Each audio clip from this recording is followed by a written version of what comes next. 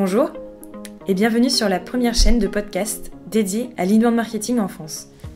Lors de la première édition de l'événement Inbound Marketing France à Rennes, de nombreux experts venus du monde entier ont eu l'occasion d'échanger autour de ce sujet qui passionne de plus en plus de professionnels du commerce et du marketing en France. Cette conférence intitulée « Les fondamentaux de l'inbound marketing », animée par Joselito Tirados, Stéphane Truffem et Michel Brébion, 3 experts de l'inbound, va vous présenter une définition de l'inbound marketing et comment cette méthodologie peut répondre à vos objectifs de génération de leads et de transformation client. Si l'inbound marketing est un sujet qui vous intéresse, n'hésitez pas à vous abonner à cette chaîne YouTube et à activer les notifications en cliquant sur la petite cloche à droite de votre écran. Je vous laisse avec la suite. Très bonne écoute.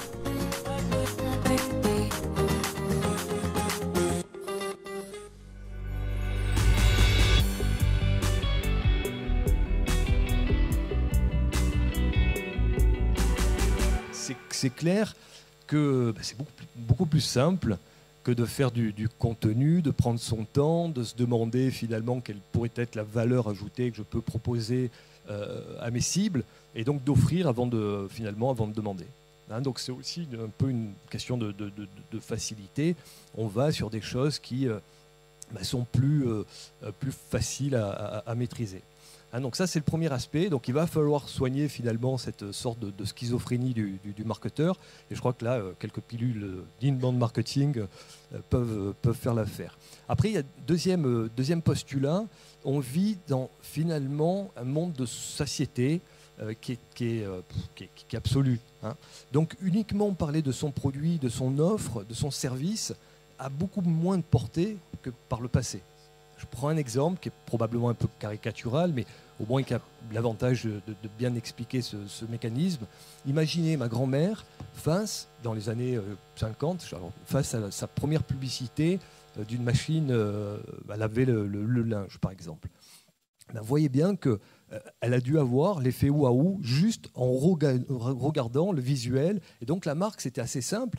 Il suffisait qu'elle présente son produit, qu'elle explique à quoi il servait, et c'était finalement le consommateur qui allait se construire son propre storytelling autour de ce produit.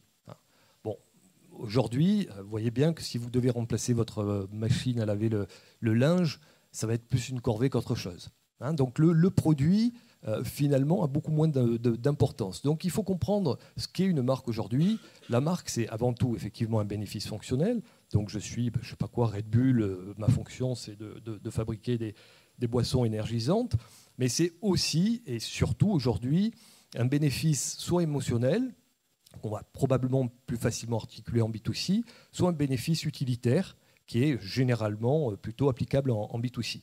Et c'est même un bénéfice aujourd'hui sociétal. Alors si je reprends mon exemple de Red Bull, on voit qu'ils vont jouer sur ce bénéfice émotionnel. Vous allez sur le site internet de Red Bull, c'est assez caractéristique, vous ne verrez pas une canette de leurs produits.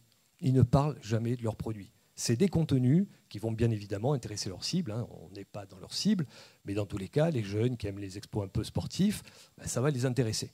Donc, quand on pense aujourd'hui boissons énergisantes, on pense Red Bull. Voilà. J'ai entendu dire qu'ils vont sortir leurs propres médias et qu'ils vont faire leur télé. Avec des vidéos de sport extrême, parce que depuis 25 ans, effectivement, c'est leur fonds de commerce, c'est le sport extrême qui plaît beaucoup, plus que la boisson elle-même. Et donc, ils vont avoir un média pour recenser tout un tas de contenus vidéo avec des compètes de freeride. De toutes les manières, leur site internet, corporate, est déjà un média. Vous voyez que c'est que des contenus vidéo ou texte, enfin peu importe la forme, sur du sport, sur des exploits sportifs. Voilà. Après, vous avez également le bénéfice sociétal qui prend de plus en plus d'importance. Je pense que les marques aujourd'hui ont un intérêt finalement à aller aussi actionner ce genre de choses. Et on voit que ça marche très très bien. Par exemple, un Unilever qui promet qu'en 2030, toute leur production sera éco-compensée. C'est quasi 4 millions de fans sur Facebook. Donc ça, premier point de l'inbound marketing, c'est véritablement quelle est finalement ma stratégie et qu'est-ce que je peux apporter comme valeur à mes cibles, valeur qui transcende finalement mon offre de produits ou de services. Deuxième aspect, donc c'est l'aspect méthodologique, et là c'est absolument génial parce que c'est très simple, 4 phases, donc attirer, convertir, conclure et enchanter. Donc attirer, finalement, si on reconnaît que les techniques intrusives ne fonctionnent plus spécifiquement très, très bien, je vais chercher à changer mon fusil d'épaule et finalement, plutôt que de faire de la chasse, je vais tenter de faire de la pêche et finalement d'aller distribuer des contenus qui vont intéresser mon audience. Donc quand on parle de marque média, on est en plein dans ces mécanismes. Je vais tenter effectivement, grâce à du contenu, encore une fois, peu importe la forme, peu importe le canal, ça peut être aussi du contenu print. Finalement, je me suis beaucoup posé la question, est-ce que, en tant que spécialiste expert du digital, c'est logique d'écrire un bouquin ? Finalement, oui. C'est un canal traditionnel par lequel j'ai apporté une expertise aussi. Donc c'est plus qu'intéressant. Donc ça, c'est la première étape. Quand vous l'avez écrit, excusez-moi, c'était en quelle année ? 2016. Oui, 2016, d'accord. Ouais. Donc, première étape, on va tenter de créer une audience. Après, ce n'est pas suffisant. Une marque, même si on appelle les marques médias, on n'est pas un média au sens pur du terme. Donc, notre objectif, ce n'est pas de vendre de l'espace publicitaire, c'est d'acquérir des clients. Donc, deuxième étape, ça va être la conversion. Et donc là, je vais tenter d'articuler ce que j'appelle moi du contenu premium. Donc, ça va être un contenu qui va être suffisamment intéressant pour que mes cibles accepte de l'acheter. Alors c'est un achat entre guillemets, bien évidemment on ne va pas donner son numéro de carte bleue, mais malgré tout c'est un acte engageant puisqu'on va communiquer ses données personnelles pour aller s'inscrire ou télécharger un livre blanc, ou enfin peu importe, obtenir le contenu. Donc c'est pour ça que j'aime bien ce terme d'acheter. Et à partir de là, l'entreprise va récupérer effectivement les coordonnées de la personne. Alors l'erreur qui est faite très souvent, c'est qu'il y a une forme un peu de précipitation, et c'est pas parce que quelqu'un vous a finalement donné ses coordonnées qu'il est véritablement mûr pour vous parler. Donc il va y avoir toute une phase aussi de maturation, on parle de lead nurturing, qui va chercher finalement à faire avancer son lead dans son parcours de décision, et puis après aux marques aussi de s'outiller avec par exemple des briques de marketing automation qui vont donner des indicateurs sur l'avancée et la maturité du lead. Et ensuite, donc, troisième étape, c'est conclure des ventes. Donc là, on revient finalement sur des pratiques commerciales assez traditionnelles. Et enfin, dernière étape qui est absolument essentielle, donc enchanter la relation client. Et c'est probablement. Mais c'est un petit peu le titre de votre livre. Attirer, conquérir, enchanter. C'est le titre de mon livre. C'est quasi la baseline de Winbond. Oui, aussi. Donc on est sur la méthodologie inbound marketing. Il n'y a pas de. Est-ce que c'est le bon moment peut-être pour faire la transition avec l'aspect plus sales, plus vente, allons-y, plus retour sur investissement de cette stratégie inbound marketing. Michel ? Alors, globalement, la crainte qu'on pourrait avoir sur l'inbound marketing, c'est que ça soit conceptuel. C'est de se dire, c'est une méthode qui pourrait paraître un peu théorique. Et moi, je suis comme José Lito et on s'aime bien en plus. C'est que nous, on est des sales d'origine. Même si je fais très jeune, il y a 25 ans, je prospectais en porte-à-porte et je vendais de la pub. Et j'ai rêvé de pratiquer ce qu'on pratique aujourd'hui. Parce qu'on s'est soufflé, comme c'était un peu chaud. Donc, moi, ce que je veux dire, c'est qu'en fait, les outils, vous entendez parler de marketing automation, etc., pour moi, ne sont qu'un moyen de. L'outil, à la limite, il n'est qu'un moyen de mettre en place ce qu'on veut faire. Et après, en fait, on n'a pas réinventé le commerce. On le pratique simplement différemment. Donc, dans l'inbound marketing, il y a la partie stratégique. Là, elle est extrêmement importante parce qu'aujourd'hui, un site sur deux n'est pas conforme au moteur de recherche de Google. Ni techniquement, ni dans le contenu froid des mots-clés, des cibles qu'on veut toucher. Ça veut dire quoi ? C'est-à-dire que beaucoup d'entreprises ont fait pendant 10 ans des sites vitrines parce qu'il fallait un site Internet. Donc, on faisait le site vitrine. Et puis, beaucoup ont continué à acheter des sites Internet pour lesquels il n'y a pas de réflexion du contenu froid. Et donc, en fait, elles n'ont pas fait définir leur persona. Et ce que je trouve intéressant dans l'inbound, c'est que ça vient... Alors, je ne suis pas en train de vous dire que c'est magique. Je dis simplement que ça vient reposer des bases.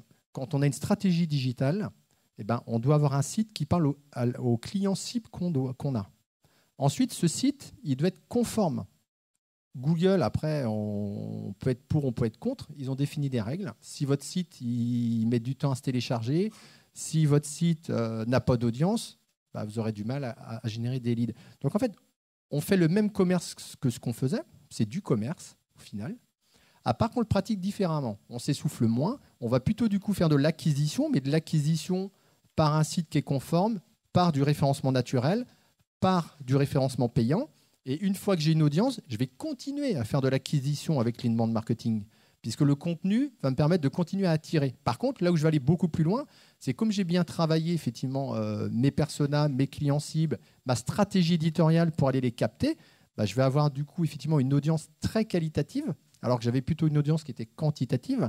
Et derrière, pour moi, ce qui est magique dans l'inbound, c'est qu'on aligne le marketing et le commerce. Je suis tous les jours, donc on est tous les jours confronté à des cas clients différents. 90% des cas clients, c'est le marketing bosse d'un côté et les commerciaux bossent d'un côté. Et qu'est-ce qui se passe? C'est que le marketing, il pond des trucs et les commerciaux disent « Putain, ils nous font chier le marketing ». Et c'est courant. Et ça ne se cause pas. Et ils ne se comprennent pas. Parce que les commerciaux, ils pensent qu'au business. Et donc, Michel, pourquoi est-ce qu'on n'écoute pas plus les équipes commerciales dans les boîtes? Parce que moi, j'entends tout le temps ça. Les commerciaux, on dirait qu'on les met un peu de côté et que la com, le marketing décide de trucs, mais sans prendre en compte ceux qui sont au plus près des clients, c'est-à-dire quand même bien les équipes commerciales. Parce que déjà en France, les commerciaux ont une mauvaise image. C'est le commercial, on pense toujours au gars avec sa grosse bedaine qui fait des grands repas, alors que ça, c'était il y a quand même quelques années. Bon, ça, je suis pas trop. Non, vous êtes plutôt bien foutu quand même. J'ai maigri depuis, ouais. Non, mais ce que je veux dire, c'est que le commercial d'origine, il a une mauvaise image déjà. Il a en plus, vous le savez tous, par métier, on a des qualités et des défauts. Le commercial, il n'est pas très rigoureux. C'est un intuitif, c'est quelqu'un, et donc forcément il est bordélique, ça déborde un peu. Il a du mal à remonter de l'info parce ça le fait chier très clairement. Moi, j'étais jeune commercial, on avait des outils de CRM, on n'était pas super enchanté le vendredi de rentrer ce qu'on avait fait dans la semaine. Par contre, on était enchanté d'aller voir du client dans la semaine. Mais quand le vendredi, il fallait rentrer dans une CRM dont on avait déjà du mal à comprendre comment il fonctionnait, on faisait moyen, c'est moyen. Et donc globalement, le commercial, il n'est pas très apprécié. Enfin, quand je dis ça, c'est pas du tout péjoratif, mais et derrière, le marketing, il a souvent eu tendance à faire du marketing traditionnel et donc à faire du descendant en disant tiens, on a pensé à toi commercial et tu vas aller nous vendre ce produit-là. Le commercial dit mais attends, je t'ai pas attendu moi, mon client il veut pas du tout ça. Et donc toute entreprise qui croit, elle se silote. C'est comme ça, je ne sais pas si c'est une règle naturelle, mais... On en a parlé pendant la moitié de la com sur l'industrie, que dans la plupart des boîtes, il y a d'un côté le marketing, la com et les équipes commerciales. Et qu'un des challenges, c'est d'essayer de réussir à les faire se parler. Est-ce que ce qui part du bas, c'est-à-dire l'expérience client, ceux qui sont auprès des clients, puissent faire remonter les infos et pas forcément l'inverse? C'est clair. Et donc, ce qui se passe, c'est qu'on silote aussi parce que chacun veut son petit pouvoir. Alors, c'est sans doute naturel, mais le marketing veut exister, le commercial veut exister. Donc, on est mieux quand on est tranquille. Hein. C'est plus facile. Alors, ce qui est intéressant dans l'inbound, et je rejoins complètement ce que disait Stéphane, c'est que du coup, on va aligner tout ça. C'est-à-dire qu'en fait, à partir du moment où le marketing a pour mission d'acquérir des leads qui vont faciliter la vie du commercial, on doit bosser ensemble et le commercial doit remonter des infos qui améliorent du coup les contenus qui vont nous permettre d'attirer des prospects froids, tièdes et chauds. Et donc ça s'aligne. Et ça s'aligne d'autant plus que ce que je disais dans mon propos de départ, c'est qu'on n'a pas changé les règles du commerce. Tout ce qu'on fait en inbound marketing, c'est pour faire du business. Hein, c'est pour dire ouais, j'ai mis une super stratégie en place, waouh, c'est super. Voilà. Donc j'attire avec le marketing, on s'aligne et donc ce qu'on va demander au commercial, c'est aussi de moderniser sa méthode commerciale, ce qu'on va appeler aujourd'hui plutôt du pipeline de vente. Et du coup, moi, je considère qu'aujourd'hui, il faut même aller beaucoup plus loin. Il faut aussi qu'on fasse des contenus sales. C'est-à-dire que moi, quand je vends à un client, le client, il va me dire, écoute, je suis intéressé parce que déjà, il est venu à moi tout seul. Donc, là, je suis en train de vous parler. Je pense que je dois rentrer du client en ce moment parce que du coup, si je fais bien mon inbound, ça marche tout seul.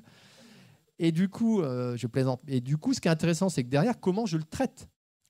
Et pour le traiter, il va vouloir du cas client. Il va dire, moi je suis une start-up, comment l'inbound marketing peut m'aider à développer mon business? Et là, du coup, c'est pareil, le marketing doit être sollicité. Alors quand je dis ça, et je le dis exprès dans les entreprises où je vais, c'est qu'il faut s'aligner. Le succès, c'est l'alignement. On appelle ça le smart marketing.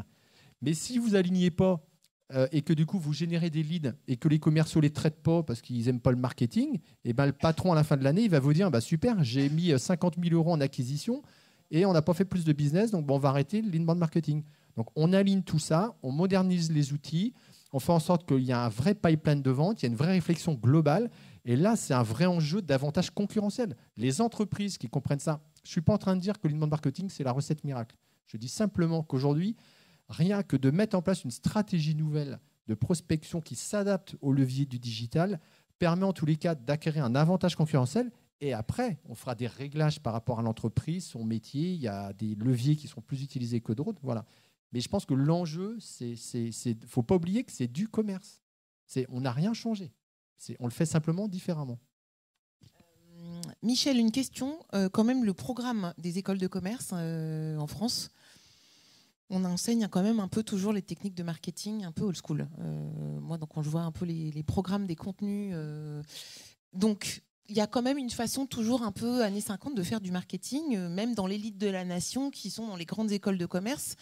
Il n'y a pas encore forcément cette culture de l'horizontalité, du partage de contenu, d'offres, de gratuité, de création de relations d'abord. Alors je ne dis pas du tout que c'est tous des nuits, enfin c'est pas mon propos, mais c'est pas forcément dans l'ADN de l'enseignement du commerce et des écoles de commerce de parler de relations. Alors de toute façon, on ne va pas faire un débat sur l'éducation nationale. De toute façon, c'est pas l'éducation nationale, voilà. C'est l'ESSEC qui a mais d'une manière générale, il y a un retard, il y a un décalage, mais il faut aussi se rendre compte que le digital va très vite. Moi, je fais du business depuis longtemps. Ça s'accélère et même des fois, on court un peu après. Le social selling, tout ça. Donc, on peut pas non plus. Alors, on peut pas avoir cette fréquence-là. Par contre, ce qui est un petit peu dommage, à mon sens, et qui serait important, c'est qu'il faut faire attention aussi. C'est qu'aujourd'hui, peut aussi se dessiner deux profils, des geeks qui du coup ne prennent le digital que par le côté tech. Alors que globalement, ça reste du business. C'est un peu mon propos. Je lâche pas. Hein, oui. C'est que non, mais globalement, on s'adapte à une autre manière de faire, mais ça reste du commerce. Je veux dire, moi, j'ai fait du commerce il y a 25 ans, ça marchait bien. J'en fais aujourd'hui, ça marche bien. Je me suis adapté à mon environnement avec des méthodes nouvelles, parce qu'effectivement, tu parlais de ce qui est intrusif. Je crois que c'est 99% d'échecs sur des appels. Voilà, et on sait très bien que c'est sous-traité à l'étranger, donc le coût permet encore que les 1% puissent amener quelques recettes. Mais voilà, donc je pense qu'il ne faut pas oublier que c'est fondamentalement des bonnes valeurs marketing, du bon commerce. L'inbound, ce n'est pas tout non plus, parce qu'on est dans des boucles. Hein. C'est-à-dire qu'aujourd'hui, il y a des outils de marketing traditionnels qui reviendront. On est dans des fois, c'est des modes, et des fois, ça revient. Aujourd'hui, on peut mixer, faire du mix média. Et nous, on voit des campagnes, je pense à une filiale qu'on a qui est Goodbye Media, qui fait de l'achat d'espace. C'est du mix entre le digital et le marketing traditionnel. Donc, on ne va pas tout jeter. On va mixer tout ça, mais on va avoir des fondamentaux de stratégie, des fondamentaux de définir qui je veux toucher et ne pas investir pour rien. Et puis derrière, construire une vraie stratégie qui est alignée, puis qui du coup fait du business, parce que c'est le but. Je vais maintenant passer la parole à José Lito Tirado, qui est sur ma gauche, que j'ai inventé cette appellation d'intuitif, mais je ne sais pas du tout si ça te correspond, si tu te retrouves là-dedans. Parce que toi, tu as un peu fait de l'inbound sans trop savoir que tu en faisais peut-être, et que du coup, ça a pris tellement bien que du coup, tu t'es positionné en sachant ce que c'était l'inbound. Est-ce que tu peux raconter brièvement comment tu as commencé à parler à ta communauté ? Oui, j'ai commencé à faire, alors, comme Michel, du porte-à-porte. J'ai vendu en surface de vente, tout un tas de trucs. Et je me souviens que le pire, c'était les séances de cold calling. Alors, ça le fait rire, Michel, mais c'est quoi ça ? Alors, tu 2 fois par semaine, le matin, tu prends ton téléphone, tu prends ton fichier et t'appelles, et tu te fais jeter à l'infini. Et à ce moment-là, tu dis à ton manager, mais franchement, ça marche pas, en fait. Il dit, mais si, mais on a toujours fait comme ça, d'accord. Mais t'as conscience que là, j'emmerde le monde, quoi. Non, mais tu sais, il y a un fil rouge. Pour ceux qui font du commerce ici, c'est non, mais tu sais, c'est la bonne nouvelle. Tu les appelles, ils t'attendent. Oui, mais ce qu'ils me disent au téléphone, ça ressemble pas à ça du tout, quoi. Donc voilà. Et ça a duré comme ça longtemps, parce que comme Michel, j'ai pas la bedaine, mais ça fait un petit bout de temps. Et puis j'ai créé ma boîte. Un jour, je me suis dit, c'est bon, ras-le-bol, c'est moi le boss. Cette fois, c'est moi le boss. Et comment je vends ? Comment je vais faire ? Et je suis tombé sur mon père spirituel, Stéphane. On est en 2008. Il écrit un article sur l'inbound marketing. À l'époque, j'étais un peu comme tes élèves, en fait. Je parlais pas l'anglais. Donc, je me disais que je voyais bien les HubSpot, machin. Et je me suis dit, ouais, c'est ça la solution. T'as pas eu quelqu'un de sympa qui t'a donné des sources en français ? Stéphane. Stéphane, le premier qui en français parle de l'inbound marketing. Je me dis, bon, super. Mais c'est bien sûr, c'est évident. C'est comme ça qu'il faut faire, en fait. Ça correspond, à mes valeurs, à ma façon de fonctionner, à ma façon d'être. Et puis, go, on va le faire. Alors, on va oublier les outils, mais on va garder juste... c'est un terme bizarre de dire la philosophie. La philosophie du truc, alors oui, c'est Seth Godin, le permission marketing, arrêtez d'emmerder les gens, arrêtez de les interrompre, demandez-leur simplement l'autorisation. Enfin, quand vous rentrez chez quelqu'un, vous frappez à la porte, quoi. Enfin, pas tout le temps, ça s'appelle des voleurs dans ces cas-là, mais généralement, on a tendance à frapper à la porte. Bonjour, est-ce que je peux rentrer? Et c'est parti. Donc je l'ai fait sur une toute petite boîte. Juste, ça a super bien marché. Et je me suis dit, ok, on va continuer comme ça. Ça me semble naturel, évident. Est-ce que tu peux raconter rapidement, j'ai envie que tu racontes l'histoire, mais cette communauté où tu leur disais salut les filles, des assistantes de direction au chômage de plus de 45 ans, où tu as réussi à leur parler, un homme a réussi à se mettre dans la tête de femme. Je suis hermaphrodite dedans. Voilà. Et du coup, j'ai trouvé quand j'ai préparé ton interview, j'ai trouvé ça génialissime parce que tu as réussi à te mettre dans la posture d'une femme de plus de 45 ans qui est secrétaire ou assistante à domicile et a créé un blog où tu leur parles. La chirurgie fait des trucs extraordinaires. Et ça a marché du feu de Dieu. Et moi, j'ai trouvé que cette anecdote-là, pour parler de l'intuition, c'était quand même assez parlant. J'ai un problème. On est en 2008. Je vends des solutions de téléphonie sur IP à des télésecrétaires indépendantes. Vous savez, quand vous passez vous appelez le médecin, etc., elle n'est pas forcément dans le cabinet, en fait. C'est des personnes qui sont souvent chez elles. Voilà, des télésecrétaires indépendantes. Et je me dis, j'avais lu Stratégie Océan Bleu, mes associés me disent, ouais, de toute façon, ça ne marche pas. Enfin, aujourd'hui, on appelle ça un pivot. Donc, on est en 2008, il faut pivoter. Je prends 3 semaines. Au basket aussi, on dit un pivot. Hein. C'est vrai. Ouais, mais t'as vu ma taille, moi, le basket, c'est pas mon univers. Donc je me dis, il faut que je trouve une solution. J'ai 3 semaines. Et à l'époque, mon investisseur, j'ai un promoteur immobilier, me dit, écoute, moi, José Lito, je finance pas de la R&D marketing. Ok, fin du bal. Et je tombe sur une télésecrétaire simplement au téléphone. Je prends un rendez-vous et je dis, mais vous êtes où? Et elle m'explique, parce que j'entends qu'il y avait un enfant derrière. Je dis, mais vous êtes à la maison, et voilà. Et je gratouille. Ouais, tu fais ton job, tu gratouilles, tu fouines. Et je me dis, mais c'est bon, c'est sûr, c'est un marché, on y va, faut y aller. Parce qu'on leur vendait des grosses machines, des autocoms, des trucs, c'était infernal. Et je me dis, ok, c'est ma cible. Alors je gratouille, je vais sur les forums, je dragouille un peu, et puis je me dis, allez, comme ça, 5-6 000. 5-6 000 quand tu es une petite boîte, si tu vends un truc à 100 €, clac, addition, multiplication, c'est bon, ça marche, on fait du bise. Comment je les touche?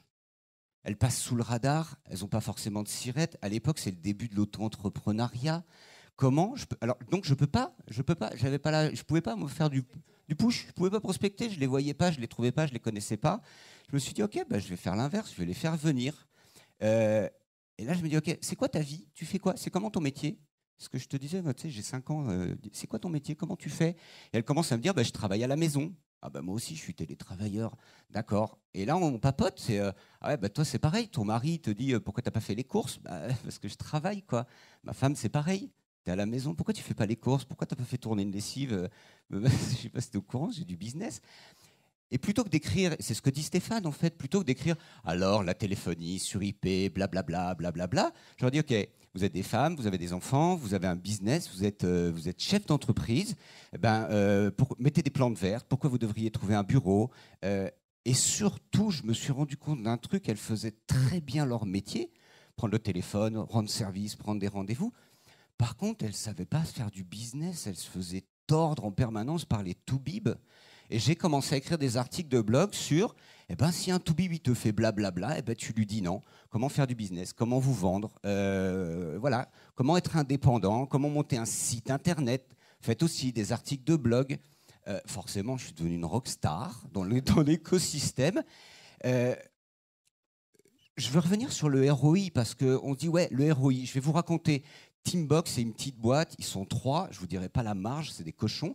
Ils font 1,5 million d'euros de chiffre d'affaires aujourd'hui. 3 personnes, 1,5 million d'euros de chiffre d'affaires, c'est une SaaS compagnie, donc c'est que du récurrent. J'ai lancé ça, 1, 2, 3, 4, on a fait 2-3 vidéos. Le site est lamentable, j'espère qu'ils l'ont enlevé à l'heure qu'il est, j'ai honte. On n'avait pas d'outils, on a bricolé. Sauf que la communauté s'est créée et à un moment donné, simplement, c'est mes clientes qui se sont mises à bosser pour moi. J'ai résolu un problème. Comment vous faites quand vous êtes toute seule et que vous devez prendre 300 appels? Pas de vacances, enfant malade, catastrophe. Je leur dis, mais pourquoi tu bosses pas avec d'autres télésecrétaires? Ouais, mais on peut pas si elles me piquent mes clients, etc. Ok, ben je vais vous développer dans mon outil, je vais vous développer un truc pour gérer le business en mode communautaire. Résultat des courses, au bout de 3 ans, je suis passé en mode glandouille parce que c'est simplement « Bonjour, je bosse avec machine, elle m'a dit qu'il fallait prendre Teambox. » Yallah, ça s'est fait, 95 €, bingo. Et moi, je faisais des articles de blog, des vidéos, salut les filles, je suis en vacances, etc., etc. J'ai quitté Teambox en 2012, je suis parti en voyage, je suis revenu et mon concurrent direct m'a appelé. Je faisais une interview, à chaque fois que je rentrais une cliente, petite interview. Salut, tu fais quoi? C'est quoi ta vie? Pourquoi tu étais assistante de direction? Pourquoi tu t'es fait jeter? Ah bah, t'as 45 balais, ma chérie, ça c'est... Et résultat des courses, mon concurrent direct me dit, écoute, pendant que tu n'étais pas là, j'ai appelé toutes tes clientes. Toutes. Tu es plus cher, tu n'es pas forcément le meilleur en termes de service, il n'y en a pas une seule qui a voulu bouger. Pourquoi? Parce que simplement, voilà, j'ai donné ce qu'elles voulaient, ce dont elles avaient besoin. Tu as su ce que veulent les femmes. C'est un film, c'est une blague. C'est vrai. Peut-être tu l'as pas vu le film, mais en fait, elles ont créé une relation avec toi. C'est un peu notre sujet fil rouge de ce workshop et aussi de la journée. C'est que même si tu étais un peu plus cher, c'est pas le problème. C'est qu'en fait, la relation que tu as réussi à créer avec elles, à les comprendre, à te mettre à leur place, à répondre à leurs besoins, que finalement, même ton concurrent, il est obligé d'admettre que c'est ça qui marche. Je suis le fondateur de l'Académie de l'expérience client. Donc, on parlait d'alignement. Pour moi, l'expérience client, c'est l'anneau de Sauron, quoi. Ça part de recruter tes collaborateurs jusqu'à faire tes clients des ambassadeurs qui vont bosser à ta place. Donc, forcément, pour moi, c'est cette notion-là d'offrir une expérience. Donc, et de la valeur, évidemment. Et la valeur, finalement... soit toujours plus cher que tes concurrents. Mais c'est ce qui fait qu'à un moment donné, finalement, c'est plus le prix. On l'a complètement oublié. Mais la valeur, par contre, c'était pas l'outil. C'était très frustrant. Mes associés, c'était des ingénieurs. Donc pour eux, on a passé 5 ans, on a fait un outil. L'outil est un prétexte pour rentrer en relation avec un public et une communauté. Tu as tout dit. On n'a jamais tout dit. Il nous reste 3 ou 5. Ah yes, on peut encore se dire des choses. Ce qui est intéressant dans ce que dit José Lito, c'est effectivement qu'on a longtemps parlé produit, parlé de soi, et on a encore des fois des entreprises qui disent je suis le plus beau, je suis le plus fort, et on va parler de nous. Le client final, ce qu'il veut aujourd'hui, c'est savoir pourquoi il va vous choisir. Est-ce que vous avez une expertise? Et donc, il veut vous choisir. On ne va pas entrer dans la partie technique, mais prise de conscience, prise de considération. Et donc, à un moment donné, on doit aujourd'hui changer son discours et on doit s'adapter à un changement du consommateur qui veut choisir par lui-même. Aujourd'hui, le sport national, c'est d'aller sur Google. Les gens tapent des requêtes et ils veulent choisir par eux-mêmes parce qu'ils ont le sentiment qu'ils existent en tant que consommateurs ou consommateurs.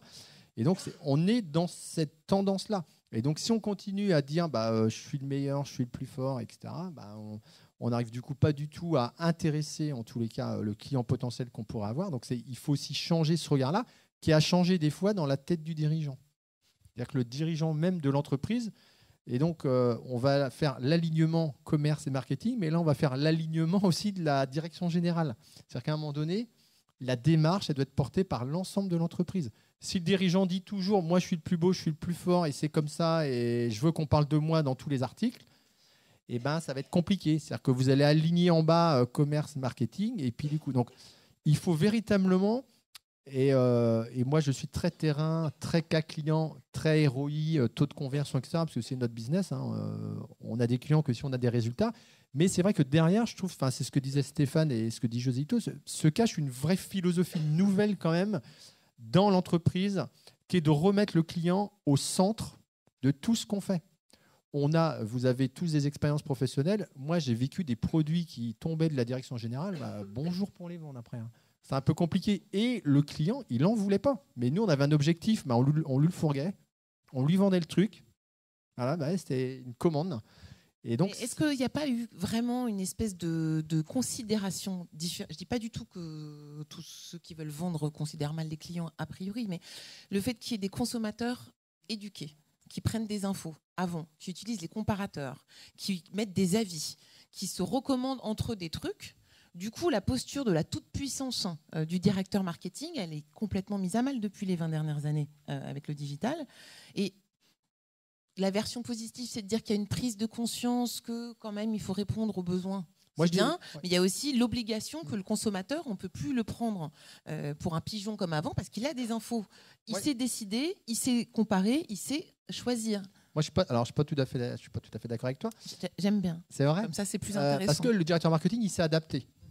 Globalement, le directeur marketing, on a vécu toujours, il s'est adapté au digital. Le problème, c'est qu'il n'arrive pas à aligner dans l'entreprise. C'est ça son problème, c'est que lui, il a bien compris les enjeux. Mais il a un patron qui lui dit il faut faire comme ci, il faut faire comme ça. Et il est coincé avec des commerciaux qui veulent continuer à faire comme ils faisaient parce qu'ils étaient bien tranquilles. Donc lui, il se retrouve dans une place un peu pivot où il doit convaincre sa direction. Et je pense que c'est ce qui a dû être évoqué dans la table ronde sur l'industrie, j'imagine bien. Il doit convaincre une hiérarchie qui est pas mature, qui est toujours un petit peu dans une autre idée parce que tu as aussi des problèmes de génération. Et puis voilà. Mais c'est le même cas dans les startups. Aujourd'hui, on a encore tout un tas de startups qui conçoivent des produits, et puis au bout de 2 ans, ils ont dépensé 800 000 euros d'investissement qu'ils ne devraient pas avoir dans ces conditions-là, et ils disent je ne comprends pas, je ne le vends pas. Au lieu de partir à l'envers en se disant il y a un besoin, je vais y répondre, et j'ai mes clients, et mes clients me font améliorer mon produit. J'ai fait de l'accompagnement de start-up pendant quelques années, dans une autre vie, et du coup, c'était quand même hallucinant de voir des sommes mais considérables dépensées. On est dans le même schéma. Le monde bouge. Le client est de plus en plus exigeant et du coup, on doit s'adapter. Maintenant, on ne fera pas tout avec l'Inbound, mais l'Inbound, c'est bien. Michel, quand tu parles de ça, les startups, moi, des fois, je fais du média training ou des trucs comme ça pour des startupeurs. Leur poser la question, mais à quoi ça sert ton truc? On a l'impression de les agresser parfois. Ils sont hyper vexés. Et donc, je me dis que parfois, il y a comme une légère décorrélation entre les fonds qui sont levés et investis sur des jeunes sur lesquels on mise, qui ont des idées. Alors, moi, je suis incapable de juger si c'est bon ou pas. C'est pas. Mais à quoi ça sert? Ils ne se posent pas toujours la question au départ. Ouais, on ne va pas mettre tous les cas dans le même panier, parce que si on est sur une grosse innovation technologique, forcément, ça demande de l'investissement. Mais ce qu'on peut simplement se dire pour se raccrocher à ce qu'on est en train de discuter, c'est qu'effectivement, on a des profils différents. Quand vous êtes technicien, vous êtes rarement commercial. Quand vous êtes artiste, vous êtes rarement ordonné. Mais donc, je veux dire, il y a des profils. Un techos, il développe des choses techniques. Et donc lui, son pied, c'est de se dire, je vais faire le truc le plus complexe possible parce que c'est son enjeu. Le commercial, il veut vendre et le marketing, il veut aider à vendre. Donc, on est obligé de tenir compte de tous ces profils différents dans l'entreprise. Mais derrière, parce que je trouve ce qui est un peu formidable, et c'est un peu ce qu'on se dit, c'est que l'inbound marketing, au-delà de la méthode, au-delà des moyens qui sont les outils qu'on utilise, au-delà des résultats qu'on peut obtenir, c'est une philosophie différente de replacer le client au centre de sa stratégie et de redéfinir une stratégie. Moi, je vais dans des entreprises, des fois, il n'y a pas de plan d'action, il n'y a pas de vision, il n'y a pas de stratégie. Moi, je fais de l'audit d'entreprise. Donc, souvent, je passe une journée avec le dirigeant et je lui dis, c'est quoi votre stratégie? Donnez-moi une phrase, votre vision à 3 ans, à 5 ans. Et là, des fois... Et du coup, ce qui est quand même... Et donc, je pense que l'enjeu est là. Et moi, je replace le marketing au centre, en fait, beaucoup plus qu'avant, de tous les enjeux. Parce que c'est là que ça va se faire. C'est là qu'on va pivoter avec le commerce et pivoter avec la stratégie. Mais du coup, l'enjeu devient assez considérable. Et il est stratégique. Complètement d'accord. Il y a 2 façons de voir l'inbound marketing. Soit effectivement la façon dont l'a exprimé Michel, soit la technique. Si on tombe dans la technique, finalement, tous vos compétiteurs vont un jour ou l'autre, si ce n'est déjà fait, faire de l'inbound marketing. Donc qu'est-ce qui se passe? Vous allez être des dizaines d'acteurs sur votre marché à dire strictement la même chose. Donc, quand on est le premier, encore, ça peut passer parce qu'on prend des places sur Google, sur les médias sociaux. Quand on est le 50e, voire le 100e, ça ne fonctionne plus. On le voit d'ailleurs, les agences digitales. Le nombre aujourd'hui d'agences qui se disent inbound marketing et qui racontent strictement toutes la même chose, forcément, il n'y a plus de portée. Donc là, il faut véritablement articuler une stratégie, se dire quel est mon positionnement de marque, quelle est finalement ma valeur par rapport à mes clients, et c'est autour de ça qu'on va pouvoir s'exprimer. Hein, c'est absolument essentiel. Mais est-ce que ce que tu dis là, Stéphane, ça ne veut pas dire que vous devez presque faire accoucher un peu de sa nouvelle stratégie, de sa nouvelle vision, la direction de la boîte, avant de lui apporter des conseils? Ce que racontait Michel, c'est que s'il n'y a pas vraiment une stratégie, une vision, c'est compliqué d'aller trouver. Mais dans toutes les entreprises, tu as quand même une stratégie, une vision. Oui, donc, sauf que là, il faut que ça corresponde à l'expérience client et à ce qu'attend le client. Et que du coup... si ta stratégie et ta vision ne correspondent pas aux attentes du client, tu es mal barré. Hein. Donc à un moment donné, soit il faut vite changer de stratégie, de vision, soit il faut effectivement s'ancrer sur cette stratégie, cette vision, pour arriver à l'exprimer. Alors après, encore une fois, grâce à des contenus qui vont porter cette stratégie, cette vision, donc apporter de la valeur. On ne fera pas plaisir à tout le monde. Hein. À un moment donné, il faut aussi choisir ses cibles. Donc on le voit, j'ai cité Red Bull, bien évidemment, ils ne vont pas s'exprimer à des gens qui sont 50 ans dépassés. Bon, généralement, on n'est pas dans la cible. Merci. Ils sont très coquettes en ce moment, les garçons. Ils parlent beaucoup de leur silhouette. C'est assez rigolo. Vous êtes tous très bien. Tiens, en parlant de silhouette, allez voir un exemple de start-up, puisqu'on a abordé ce domaine. Allez voir un site qui s'appelle Bonne Gueule. C'est 2 petits jeunes qui ont commencé finalement à s'exprimer via du blog sur des recommandations. C'était des passionnés de fringues. Donc ils ont partagé leur passion. Aujourd'hui, c'est une boîte qui fait plus de 3 millions de chiffre d'affaires et 1/3 de leur effectif produit du contenu. Donc on voit que véritablement, l'arme commerciale, c'est du content marketing. On va devoir bientôt interrompre ces échanges. Je vais vous proposer d'aller donc vous restaurer. Donc vous avez le déjeuner qui est compris dans le pass que vous avez eu pour assister à l'événement, et l'espace restauration est là-bas, d'accord. Quand vous remontez en fait derrière le vestiaire en fait, à l'étage supérieur derrière le vestiaire, et on se retrouve tout à l'heure à partir de 14h, d'accord. Merci beaucoup, merci de votre attention. À tout à l'heure, merci.